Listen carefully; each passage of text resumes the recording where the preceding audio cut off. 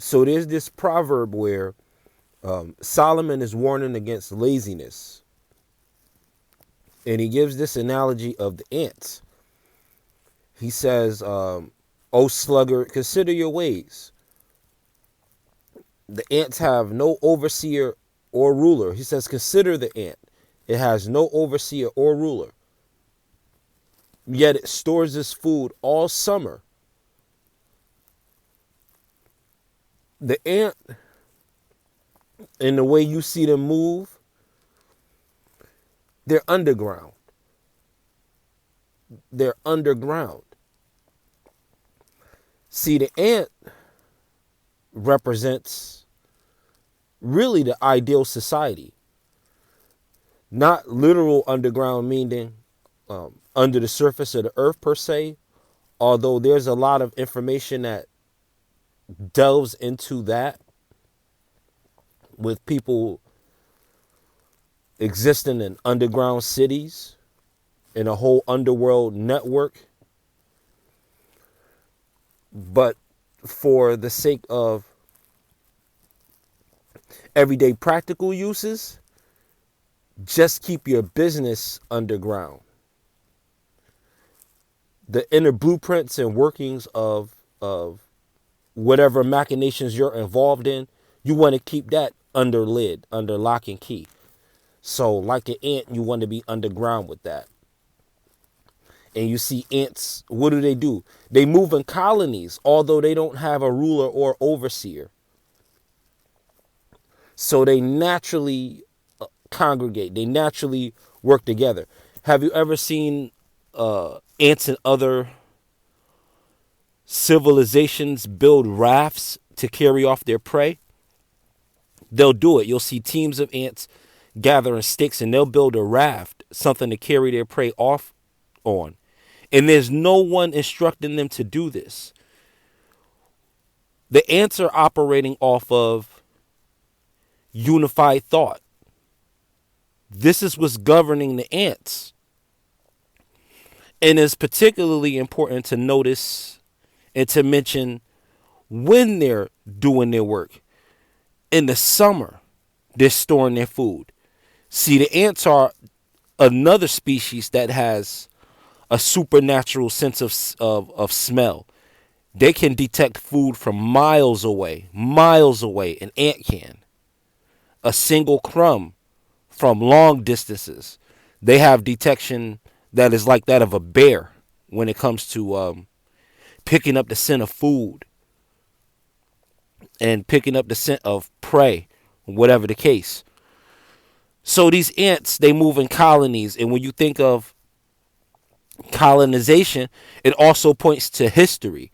And you look at the colonization of America, and you look at the historical events of how they broke from England and basically became England Junior. All this really was with America and England was really a child going off to college. That's what it was in a nutshell. You had wars and stuff like that. This represented the different struggles that might happen in particular semesters, like midterms and finals and all of this, struggles with financial aid. America leaving Great Britain is like a college student. So you're going further into the colonized West, just like the ants moving in what? Colonies. And you have in what? The Black Panther franchise, the colonizers were looked at as what? The enemy. But just the reverse is true when you apply it to unified thought. When you look at the mythologies that are displayed in cinema, you get the idea of the colony as something being negative. It's either something to house you off from a zombie invasion, or it's something used to oppress a particular people, to monopolize territory and land. So a lot of times the idea of colony and colonization gets flexed this way. And it gets donned this way in its definition and application.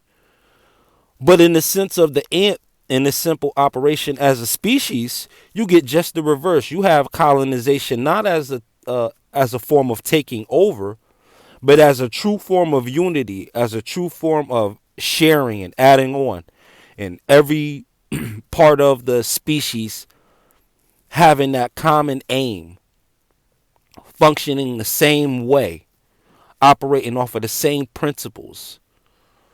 And if we're to do this as a human species and pick up from the ant, you understand, we would have to get into unified thought. And the first thing we have to do is going to be one of the hardest things to do, because it's a very stubborn lesson that the human race is refusing to embrace. And it's the fact that we don't need an overseer or a ruler. This is hard to take in because this takes away kings and queens and presidents and prime ministers. If you take away all of these things and no titles, where there's no rulers, everyone's free and everyone's rich.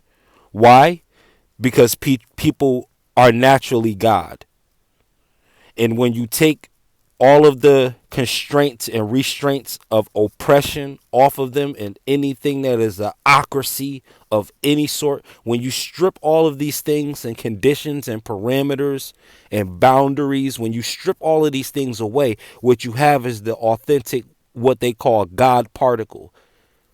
You're stripping everything down to its very, very base nature. And this very, very base nature is not really base. This very, very base nature is actually of the highest nature, is of the highest vibration. Take anything of matter and strip it down to energy, and you're stripping it down to its purest form. So we're dealing with things in its purest form. We're dealing with energy, whether it's dealing with energy of objects, subject matter, money, animals. It all is transmutation through dark energy, that being the true conduit. You understand? The true animator of all dark matter. The dark matter that everything, both seen and unseen, is housed in. The dark energy being the controller of all dark matter. So this is what you're using in the analogy of the ant. And why it's a guard against procrastination is because a lot of these things take more diligent thinking work. Takes more work in your thought realm. Your physical actions is just your hands and your feet and your voice and your eyes and your ears doing things. But to guide all of these things is actually the harder task, because it's the task that has the least amount of attention paid to it. Because once we learn a skill, we just go on autopilot. We go on ant colony. We just march in that direction. Habit. We pick up on habit. So what the ants are really telling us is they learn from one another. If you go with the whole animals built off instinct and being programs to automatically govern and function the way that they do just off creation alone, then you're still seeing the same portrayal of harmony. Even if it's something that ants are learning from each other, you still in this are not having any overseer or ruler, right? Throughout the Gospels, you'll see that this was Peter's mistake often. That yes, even though he was strong, he was still dominated by the leader concept. He always wanted to stand out. And at times this got Peter in trouble, right? This is why Jesus sometimes referred to him as Simon, as the name he had before he changed. It was like, hey, Israel, you're acting like Jacob again. See, reminding them of his old name, of his old order. Christ will show you the timeline. The spirit of what we're calling Christ consciousness will spill the whole timeline out in front of you. And in that timeline is your evolution. Is your evolution. In the ant colony, the way they form is a direct correlation to this, because they operate naturally with these principles in place. So you're moving like an ant, colonies. You're learning from people. You have no overseer. There's nobody saying I'm the boss. There's nobody saying I'm the man. There's nobody saying this. When you're moving this way, when you're operating in unified thought, everybody has the highest title. Because as a species, you all have the natural inclination that you are of the highest order. So you operate accordingly. And if the ants are if they're learning from each other and they're not on program and they're working off of like a true sense of mindfulness, just connected to their communicational level as a species, then you're still dealing amongst this genus of species. You're still dealing with adaptation and you're still dealing with evolution, but in the most organic sense, right? Because when you start adding hierarchy, the idea of hierarchy is not natural. There's a diversity of expression of life, but there's no higher or lower in its expression, regardless of where it's geographically located. See, the fish that live at the bottom of the ocean, they're not a lower creature than the birds that fly highest in the sky. Those are just locations. Change of location is not an indication of change in degree. You can be the wealthiest person in the poorest part of the world. Location does not determine degree. You can be the poorest person in the richest area, because location does not determine degree, and ants naturally operate knowing this, operate as a species that functions as if they know this. Because they have no overseer, no ruler, no taskmaster, no boss. They are all boss. You see? There's this whole us concept. What they do is they leave the E and they turn the M upside down. They turn me into we.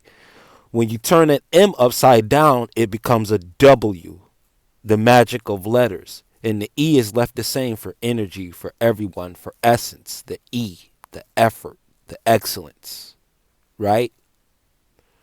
The education, the elevation. E. With the W flip the other way, you get the M, you get me. Time for introspection. This doesn't mean a bad thing.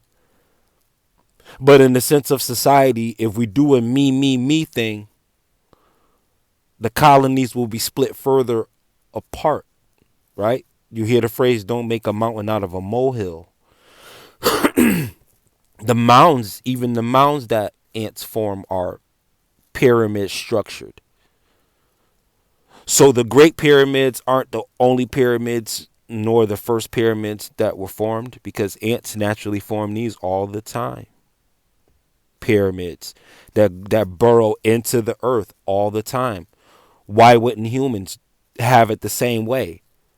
See, it points to the underground tunnels and underground systems and travel places and ports that are supposedly located in and under the pyramids. You understand? Because if you do the correlation to how humans' direct invention is a split image, a mirror image of nature's organic workings, then you're going to have the same thing portrayed in a human invention that you have in a natural event.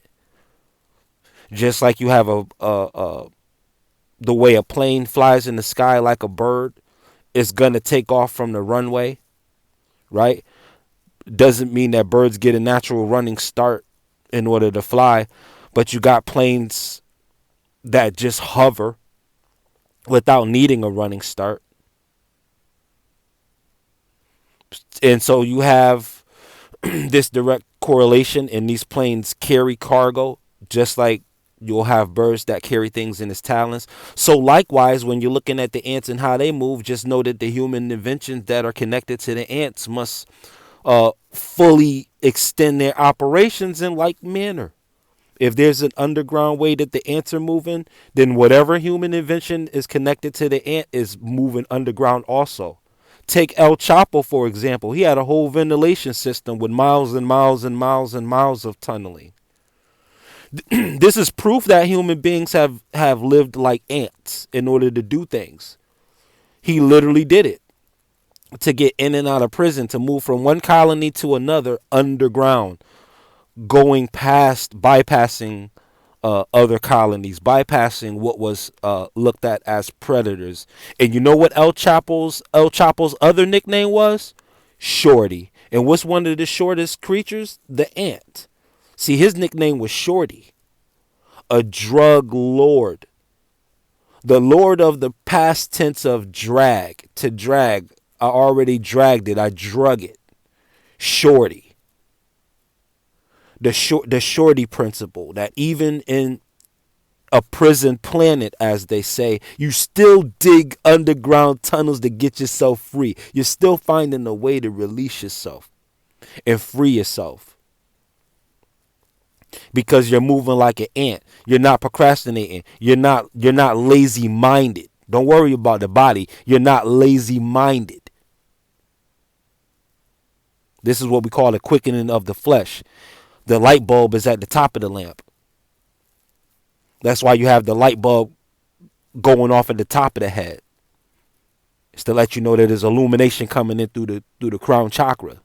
And it illuminates the whole body, resonating with the heart. The heart is like another trigger point. That's like the fiery furnace, really. So that, in a nutshell, is, pretty much the analogy of ants. And you'll get this from every element of nature, that all of this is programs. Don't look at it as problems as much as it is solutions. We're actually surrounded by solutions. Yeah, everybody faces or sees problems, but we're really living in a sea of solutions at the same time, though. So again, it's Super T Sigma of Sigma Program, and I thank you so much for your time and attention. Reaching is teaching. In the meantime, continue to vibrate high, people. Peace.